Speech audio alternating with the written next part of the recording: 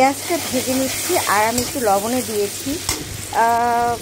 আসলে আমাদের বাসায় অসুস্থ লেগেই আছে একটার পর একটা, একবার আমি একবার আপনার বাবা, যার কারণে একটু প্রবলেমেই আছি।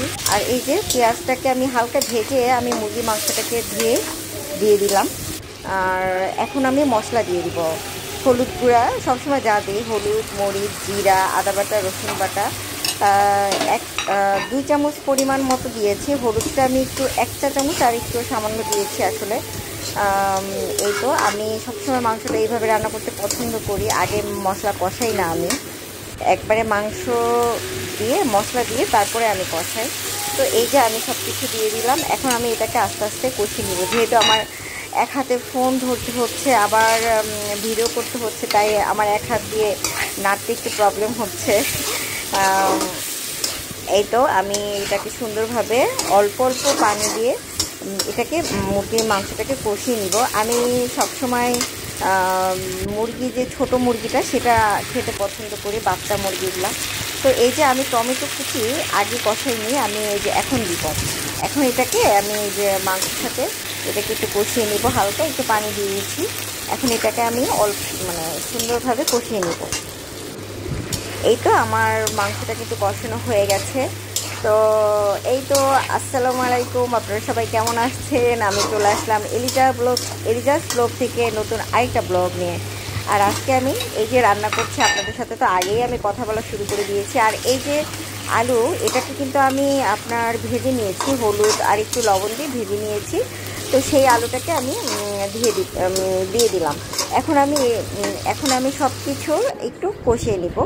এই যে আস্তে আস্তে করে আমি কষিয়ে নিচ্ছি, খুবই সাবধানের সাথে রান্না করছি। মুরগি মাংস আসলে অনেক সময় হয় কি খেতে মজা লাগে না রান্না করলে। তো আমি মুরগি মাংস রান্না করতে আমার খুবই ভয় লাগে, খুব সাবধানে করি। তো এই তো আমি মাংসটা আমার হয়েই গেছে আল্লাহর রহমতে। এখন আমি মশলা দিব একটু। এই যে নামানোর আগে আমি গরম মশলাটা দিই। আমি আমার মা সবসময় দেয়, তাই আমিও দিই। আমার এটা ছাড়া আমি খেতে পারি না মাংস। যাই হোক, তো এই তো আমার রান্না হয়ে গেছে আল্লাহর মধ্যে। আর আমি ডালও রান্না করেছি, একটা সবজি ডাল। এটা রেসিপিটা আমার নেওয়া হয়নি, ডালের রেসিপি একদিন নিব।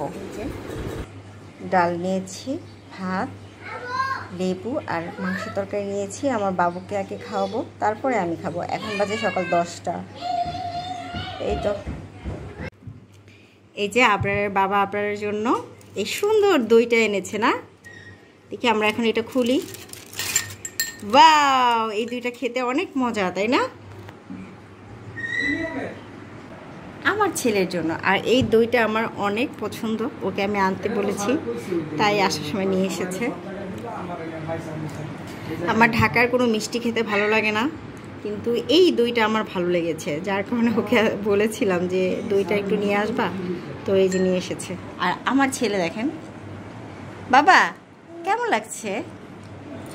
আমার দইটা আমার এত পছন্দ যে আমি বসে পড়লাম খাওয়ার জন্য।